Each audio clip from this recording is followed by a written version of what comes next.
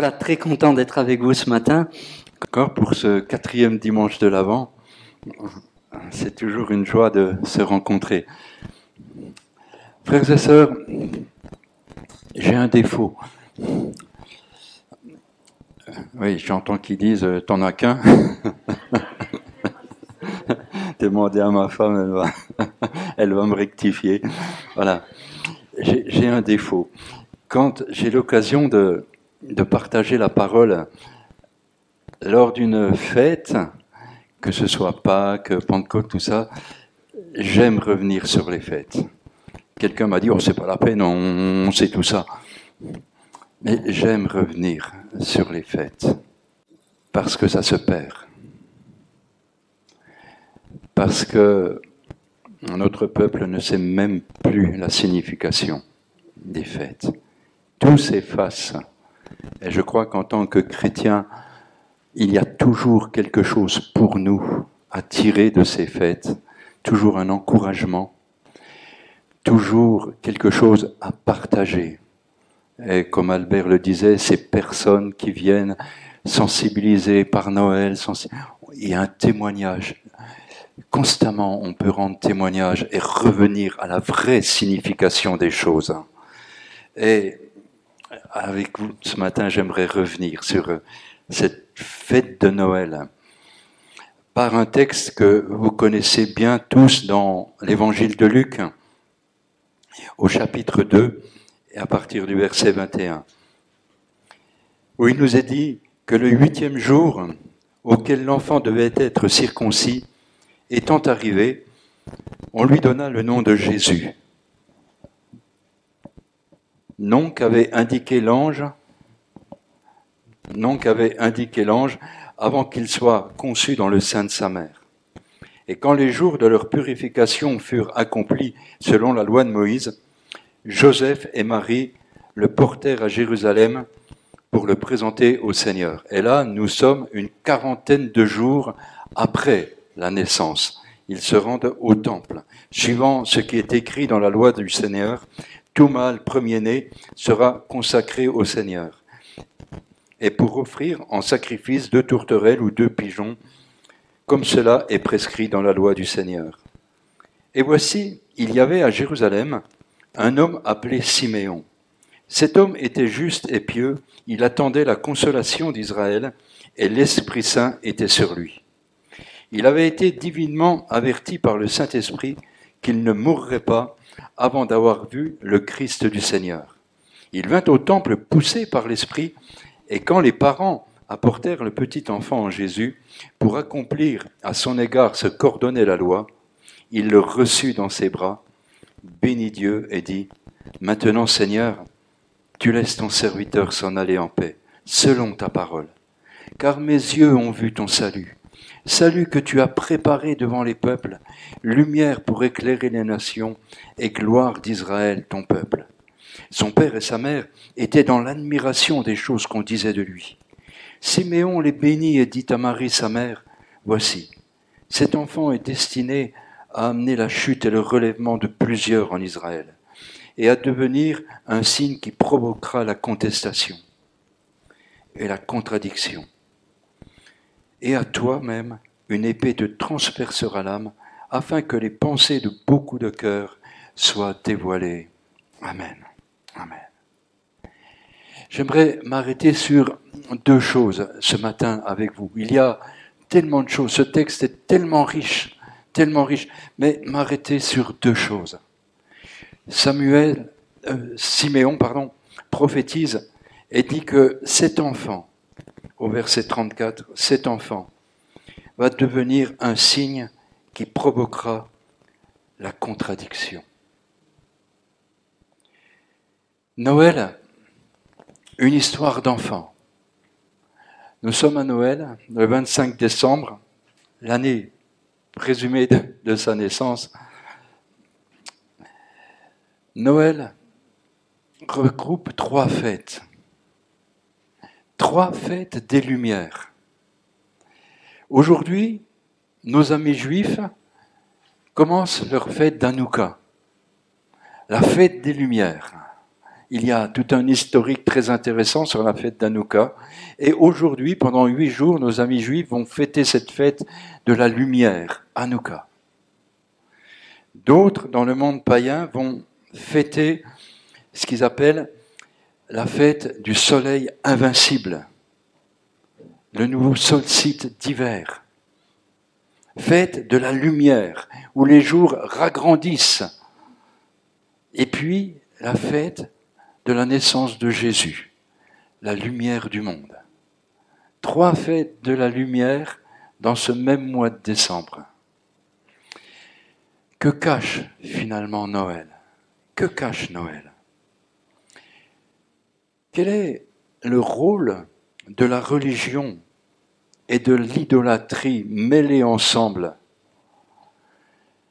Ce rôle de la religion et de l'idolâtrie est très intéressante à étudier dans tout ce qui s'est joué dans la Rome antique.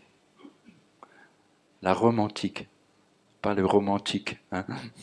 La Rome antique. Les Romains, dans ce mois de décembre, fêtaient ce qu'on appelle les Saturnales.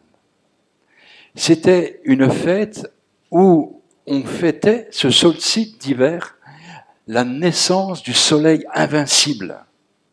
Et on adorait ce soleil invincible.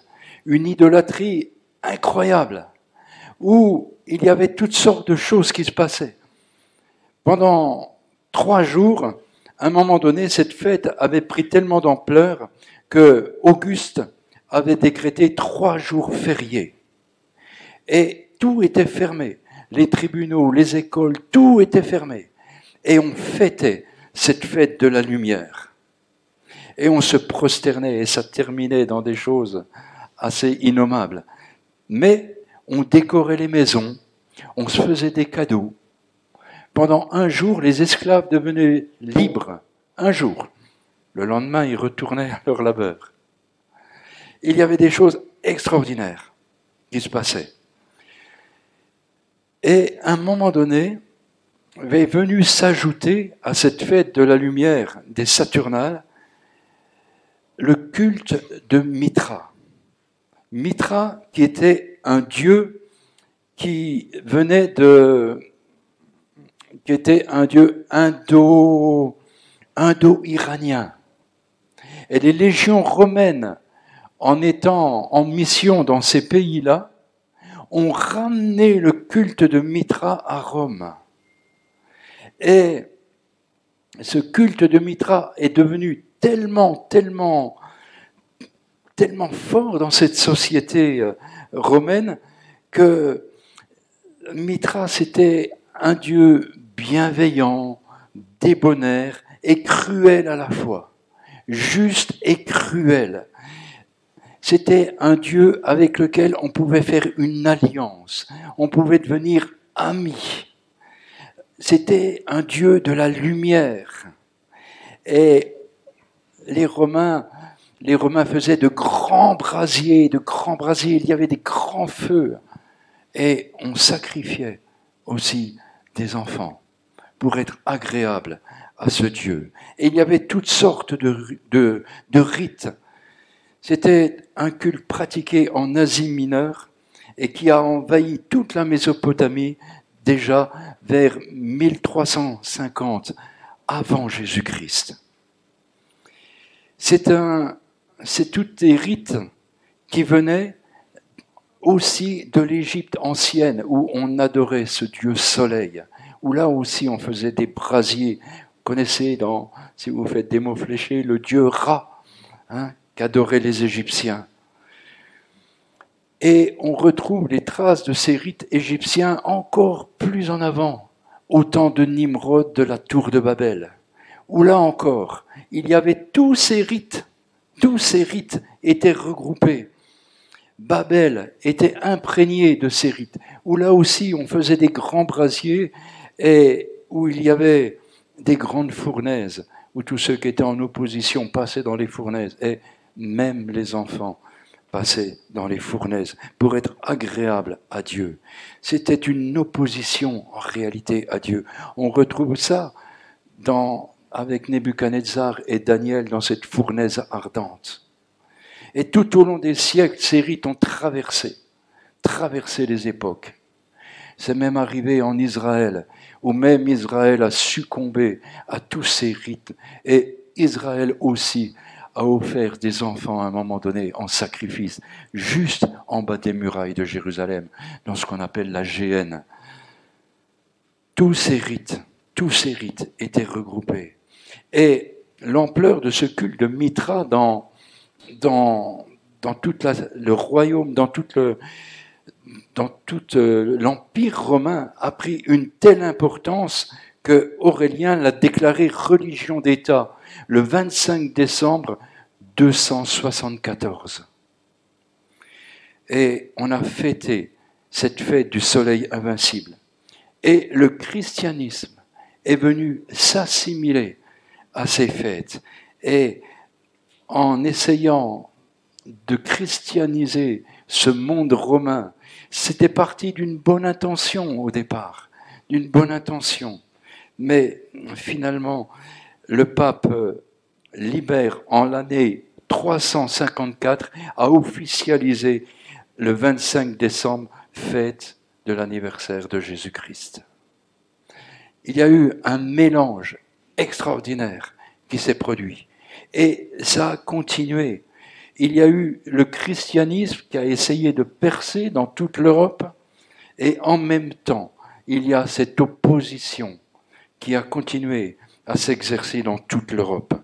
Ce qui fait que ça a pris de l'ampleur, ce culte de Mithra, chez les Celtes, avec le dieu Gargande. Ça a continué chez les Germains, avec le dieu Emquin. Ça a continué chez les Vikings, n'est-ce pas, Berit, avec Odin. Et si vous allez en Suède pendant Noël, c'est magnifique, mais il y a toutes sortes de traditions qui se mélangent aussi au christianisme. Vous avez des petits lutins. Et ce dieu Odin était un dieu pareil, débonnaire et cruel à la fois. Et il s'était allié avec Yul-Unis, qui était un petit lutin qu'on voit partout, même dans nos magasins aujourd'hui. Et lui, Yul-Unis, il était chargé de rassembler les enfants. Et si les enfants n'avaient pas été sages, alors ils étaient fouettés. Il y avait des grands feux, on pouvait même encore sacrifier les enfants. Et tout ça a continué et a rempli notre société. Et au IVe siècle, il y a eu toute une histoire avec l'évêque de Myre qui est devenu Saint Nicolas. Les enfants ont été concernés aussi. Et puis, les années ont passé et ces cultes ont continué à s'étendre. On ne sacrifie plus les enfants en les mettant dans une fournaise aujourd'hui. Mais voyez-vous, aux USA, un pasteur, Clark Moore, dans les années 1820, a écrit un poème sur Saint Nicolas, sur le mythe de Saint Nicolas. Et il l'a représenté comme un homme joufflu, avec une mitre sur la tête, avec une grande cape, une grande cape, on l'a habillé de fourrure, il portait une barbe, il avait un traîneau tiré avec des rênes. Et puis, l'histoire a continué à prendre de l'ampleur. Le 23 décembre 1823, le journal de New York, Sentinelle de la ville, a fait une effigie de Saint Nicolas. Et puis, ça a progressé. Le 3 janvier 1863, le caricaturiste Thomas Nest fait évoluer Yul-Unis, ce petit lutin, et il va lui donner une forme qu'on connaît maintenant et qui s'appelle aux États-Unis Satan Claus, et qui pour nous va devenir le Père Noël. Et Satan Claus, il lui a fait habiter le pôle Nord et c'est un peu le Père Noël qu'on connaît aujourd'hui. Et en 1920, Coca-Cola, pour sa publicité, a pris cette effigie du Père Noël et envahi le monde sur ses bouteilles avec cette effigie du Père Noël. Et le Père Noël est devenu très très très populaire dans tous nos pays chrétiens. Et le 23 décembre 1951, un prêtre bourguignon a brûlé l'effigie du Père Noël sur la place de Dijon. Pourquoi je vous parle de tout ça? Le Père Noël est devenu très populaire en France avec cette chanson de Tino Rossi, « Petit Papa Noël ». Est-ce que c'est nécessaire de vous raconter tout ça? Frères et sœurs, on parle souvent de combat spirituel. On parle souvent de choses comme ça. Il y a une similitude entre Jésus et le Père Noël. Il n'y a rien d'innocent dans les choses spirituelles. Rien n'est innocent. Si tout ce que je viens de vous dire a traversé les siècles, et là où nous en sommes aujourd'hui, quand on compare Jésus et le Père Noël, il y a des similitudes incroyables. Les deux, on ne sait pas à quelle heure ils viennent. Les deux, ils viennent comme un voleur dans la nuit. Les deux, on apprend aux enfants à le prier. On apprend aux enfants à prier Jésus, mais on apprend aussi aux enfants à prier le Père Noël. Ils sont les deux omniscients. Ils connaissent tout. Ils sont omniprésents. Il est partout dans la nuit du 25 décembre, ce Père Noël. Ils ont les deux une vie immortelle. Immortelle. Ils attirent les enfants à lui. Ils passent le Père Noël par la cheminée. C'est pas innocent. C'est le Dieu du feu. Il représente le Dieu du feu qui a cheminé dans toutes les civilisations. Il présente en sa personne tous les rythmes des cultes qui ont traversé les siècles. Je partageais avec un frère pasteur, on a vu sur Internet la nouvelle série de Noël de Disney. Et ils font un film en ce moment sur le Père Noël. Et on voit, il y a une petite vidéo, et on voit les enfants qui rentrent tout joyeux dans une salle, et puis tu as le Père Noël qui les regarde, et puis ils ont des cartes, et ils ont des lettres sur ces petites cartes, et ils se mettent en rang comme ça, tout joyeux, et ils chantent. Et sur ces cartes, on voit « I love you, Satan ». Ils chantent ça. « I love you, Satan ». Et les enfants sont très contents, ils chantent ça. « Je t'aime, Satan ».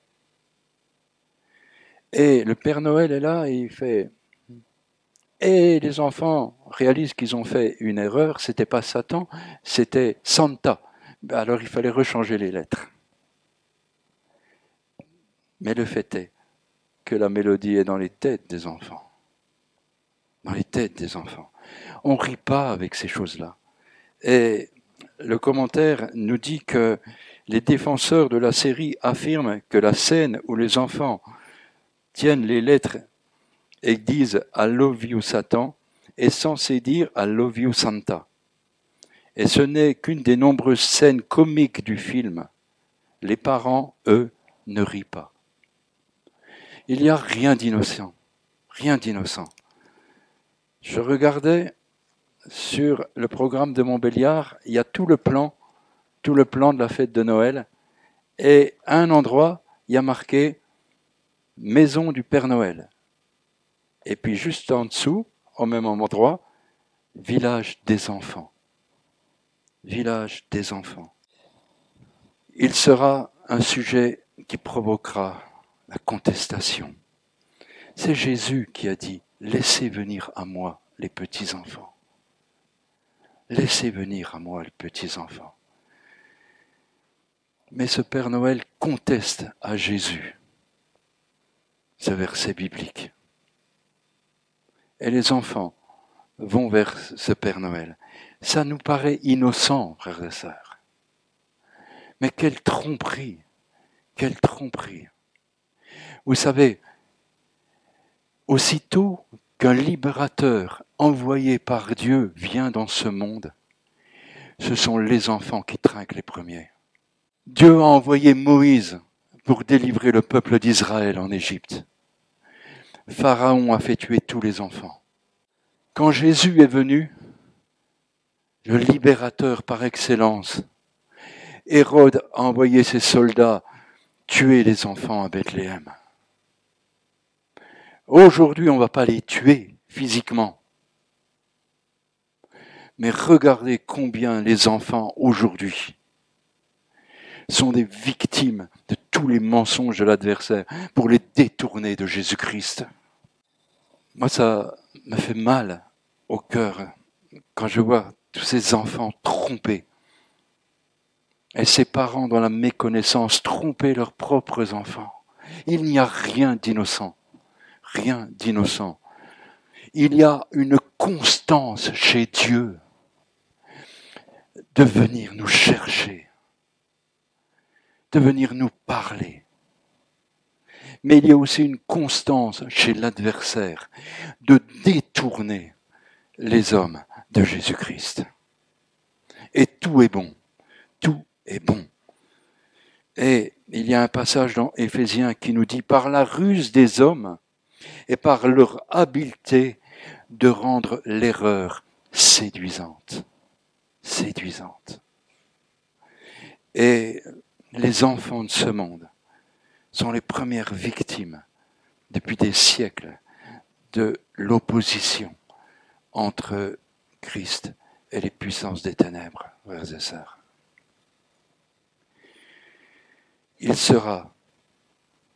Il amènera à Jésus la contradiction, la contestation.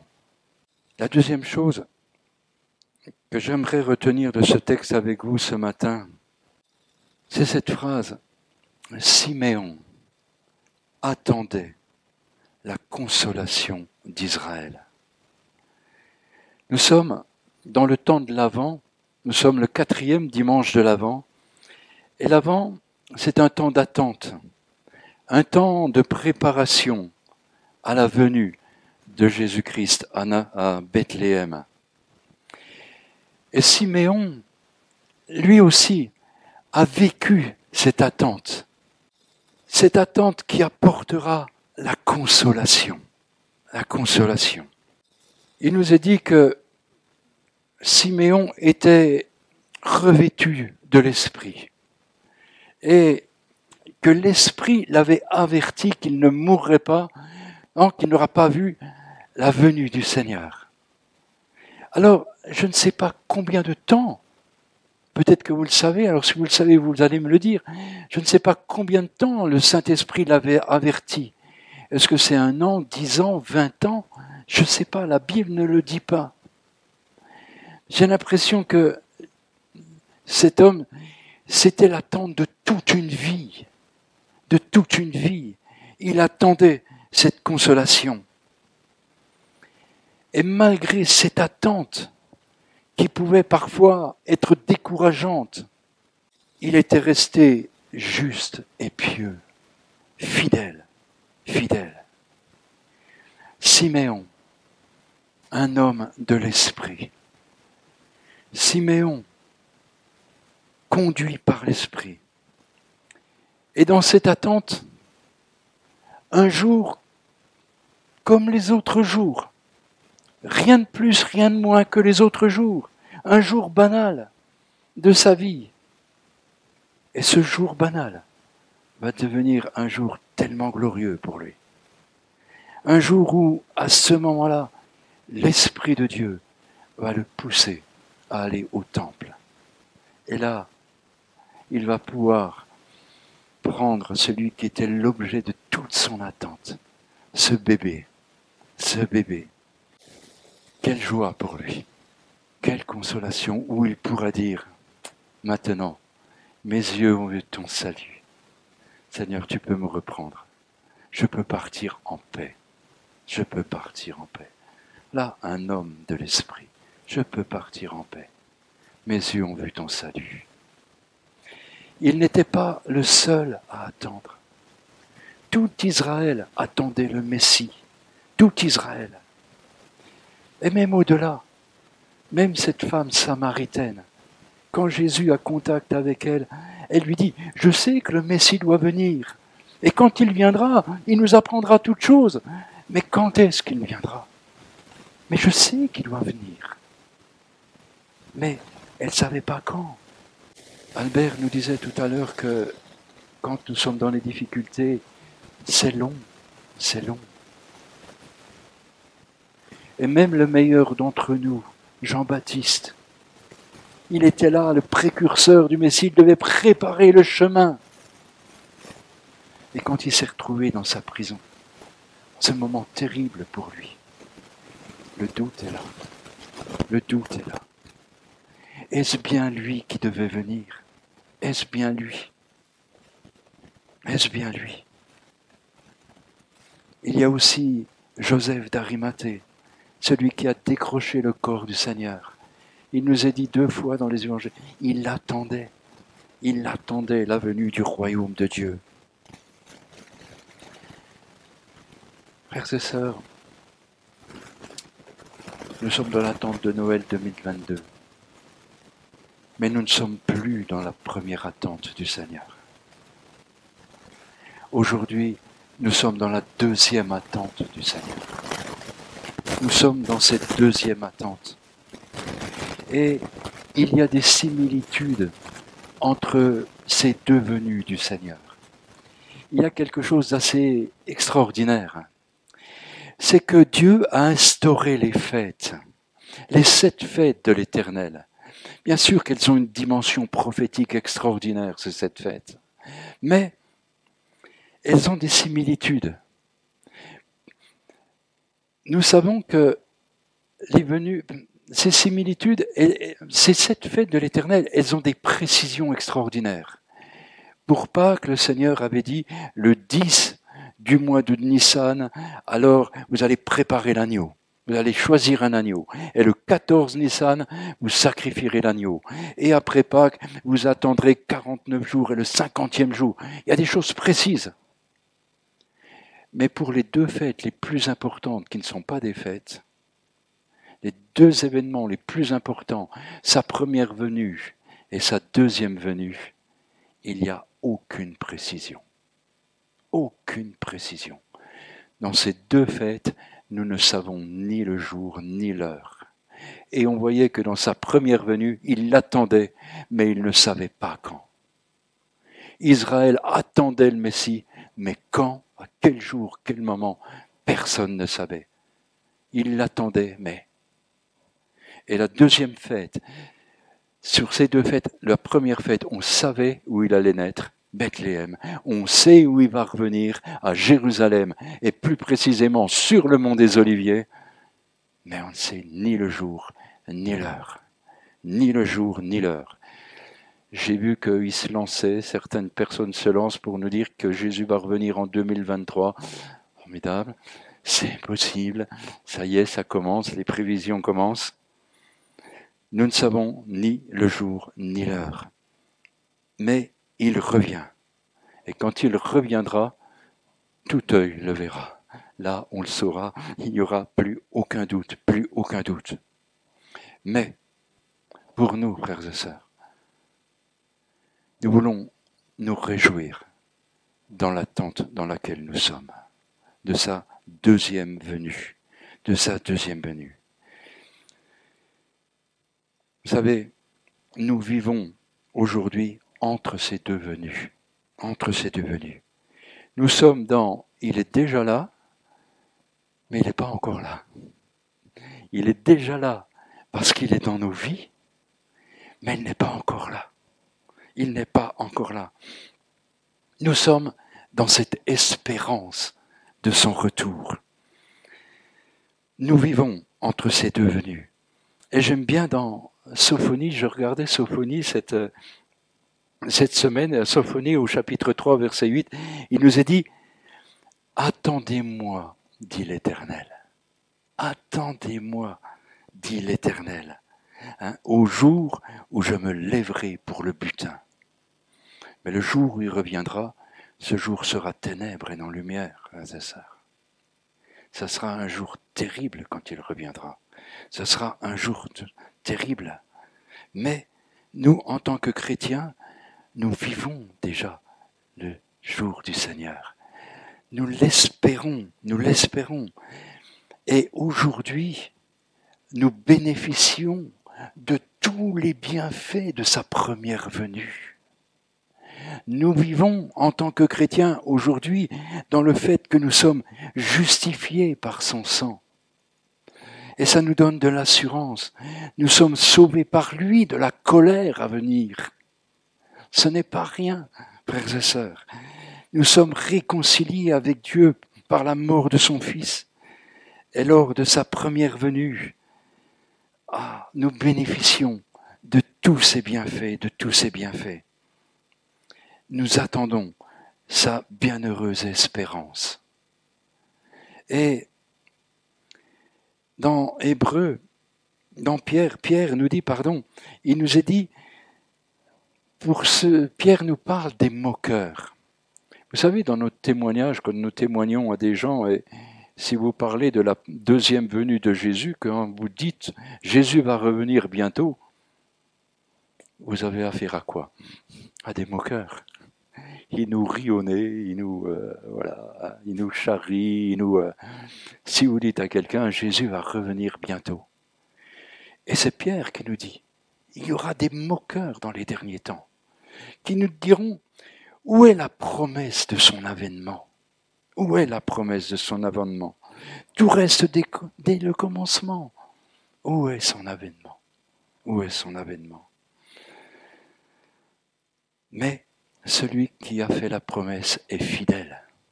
Il va revenir. L'avant, dans ce temps d'attente, nous le vivons, frères et sœurs, nous vivons ce temps d'attente. Et vivre le temps d'attente que Jésus va revenir, quand on vit et quand on y réfléchit, ça transforme nos vies. On ne vit pas pareil. Il va revenir. Nous ne savons ni le jour ni l'heure. Mais je ne sais pas non plus le jour ni l'heure de mon départ de cette terre. Même s'il revient dans 50 ans, 100 ans, moi dans 100 ans, je ne serai plus là. Et vivre dans l'espérance de son retour, en sachant qu'il peut me reprendre à tout moment, parce que les années passent. Les années passent. Je n'ai jamais été aussi proche de mon départ. Quand, j'en sais rien. Mais vivre dans cette attente. Et voyez-vous, frères et sœurs, Siméon est un exemple extraordinaire pour chacun d'entre nous. C'est un exemple extraordinaire. Siméon. Siméon veut dire celui qui entend. Celui qui entend. Et Siméon était sensible à la voix de l'Esprit. Et Siméon m'enseigne, et quand je préparais ce message, je me dis, waouh, Seigneur, tu m'enseignes au travers de cet exemple de Siméon. Je veux être vraiment comme lui, un homme de l'Esprit de Dieu. Un homme qui entend ce que l'Esprit dit aujourd'hui, pour moi-même, pour en aider d'autres. Siméon, il était revêtu de l'Esprit. Siméon était inspiré par l'Esprit. L'Esprit lui avait dit, tu ne mourras pas avant que. Siméon était conduit par l'Esprit. Maintenant, tu vas au temple. Je dis, oh Seigneur, Seigneur, quel exemple. Quel exemple dans cette attente de ton retour. Frères et sœurs, l'importance dans ces temps d'attente du retour du Seigneur, d'être des hommes et des femmes remplis de l'Esprit de Dieu, d'être des hommes et des femmes inspirés par l'Esprit de Dieu, et être des hommes et des femmes conduits par l'Esprit de Dieu. Et j'ai regardé dans la parole cette semaine où il y a le mot « attente » dans la parole de Dieu. Et je vous ai simplement mis 12 versets pour nous encourager dans cette attente dans laquelle nous sommes. Nous encourager et nous conseiller à comment agir, comment rester dans cette communion avec notre Seigneur. Et je vais vous les lire d'une traite, ça ne sera pas long. Je passe de Siméon, en passant par Romains, en passant par Corinthiens, Galates, Philippiens, Thessaloniciens, Tite, Pierre et Jude. Et vous allez les reconnaître, vous qui êtes des habitués de la parole de Dieu. Mais que ce soit vraiment un encouragement à être des hommes, des femmes de l'Esprit de Dieu dans cette attente. Je pars de Siméon, où il nous est dit Siméon, cet homme était juste et pieux, il attendait la consolation, et l'Esprit était sur lui. Romains, la création attend, elle aussi, avec un ardent désir, la révélation des fils de Dieu. Et ce n'est pas elle seulement, mais nous aussi, nous avons les prémices de l'Esprit. Nous aussi, nous soupirons en nous-mêmes en attendant l'adoption, la rédemption de notre corps. Vous voyez ce que nous attendons ? Oh, c'est extraordinaire. En attendant la rédemption de notre corps. Romains encore. Mais si nous espérons ce que nous ne voyons pas, nous l'attendons avec persévérance. Il ne nous manque aucun don, frères et sœurs, dans l'attente où vous êtes de la manifestation de notre Seigneur Jésus-Christ.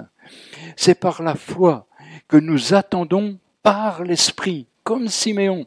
Nous attendons par l'Esprit l'espérance de la justice. Philippiens, mais notre cité à nous est dans les cieux, où nous attendons aussi notre Seigneur Jésus-Christ, qui transformera le corps de notre humiliation en le rendant semblable au corps de sa gloire, par le pouvoir qu'il a de s'assujettir toutes choses.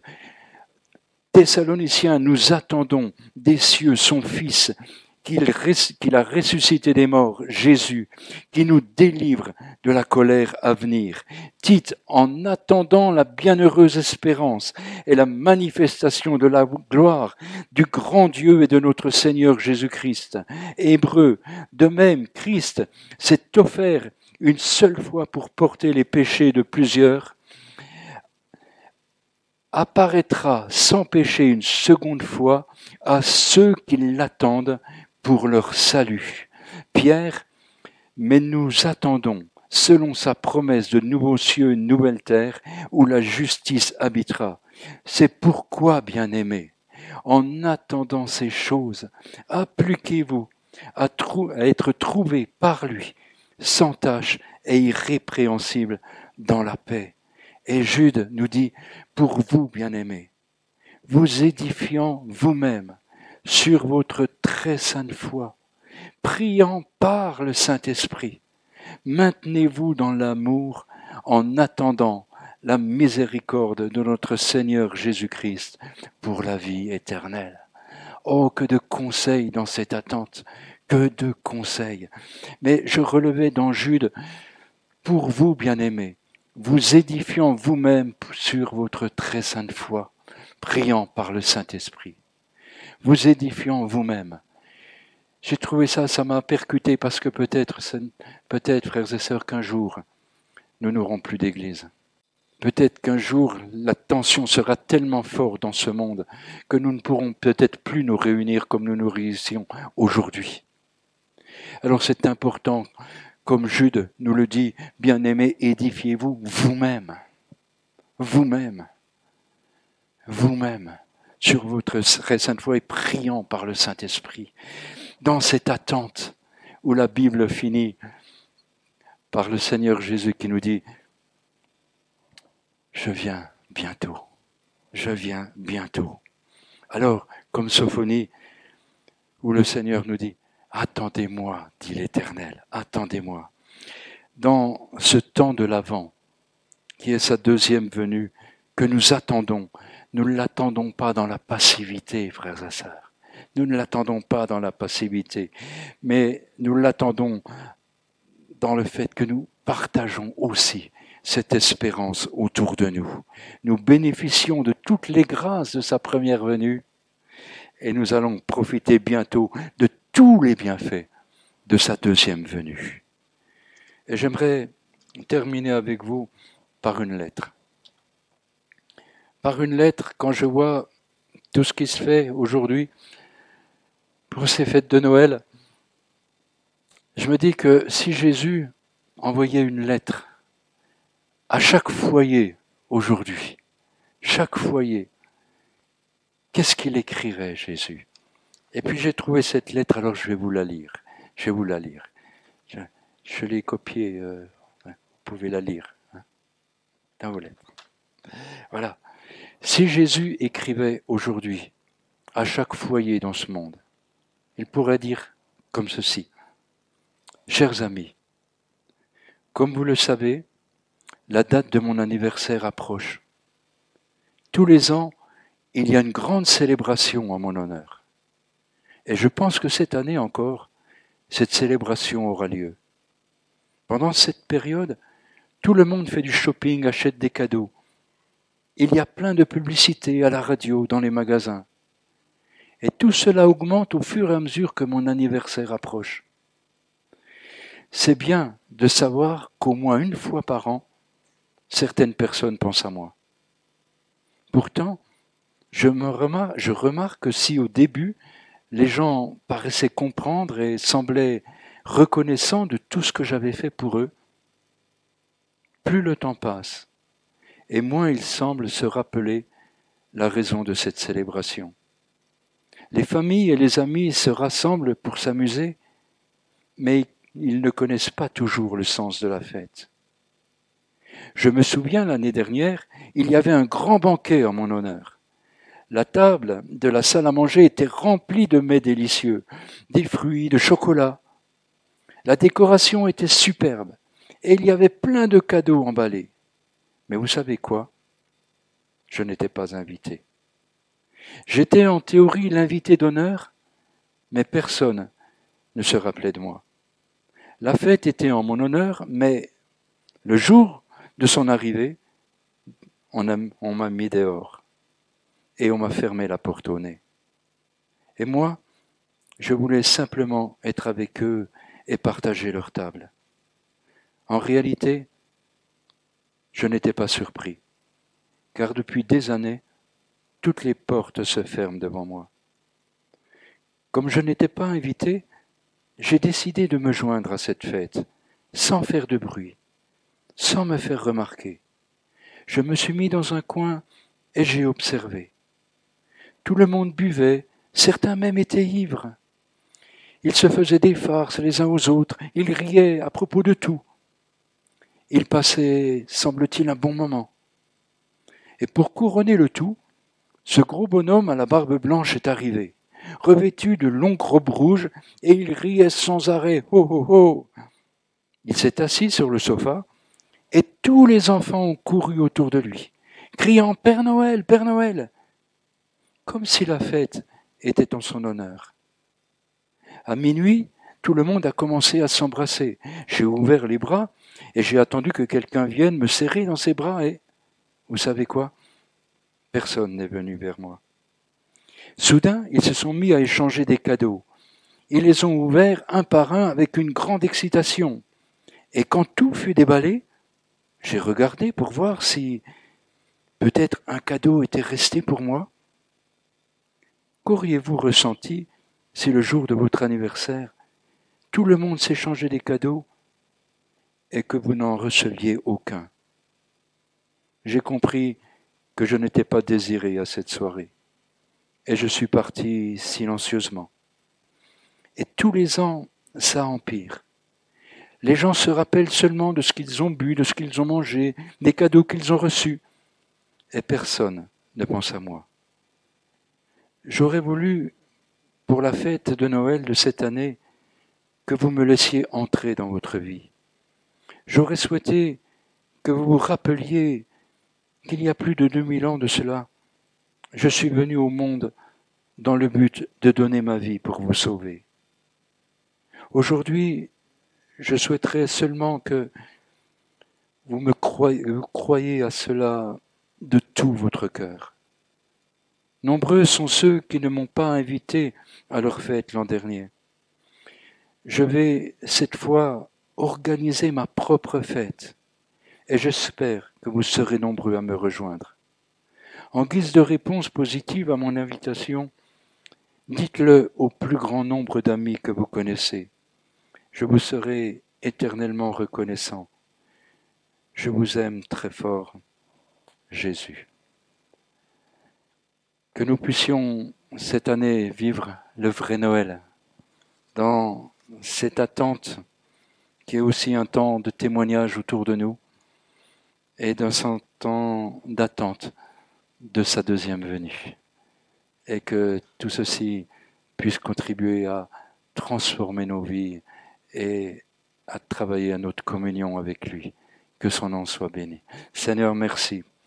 Merci parce que dès à présent, Seigneur, tu nous fais la grâce de vivre déjà tout ce que tu nous as acquis dans ta première venue. Seigneur, le pardon de notre péché. Seigneur, notre réconciliation avec notre Père Céleste. Nous te devons toutes ces glorieuses choses. Mais Seigneur, tu nous prépares encore des choses tellement glorieuses que nous avons brièvement partagées ce matin. Seigneur, ça sera tellement glorieux. Nous t'attendons, Seigneur.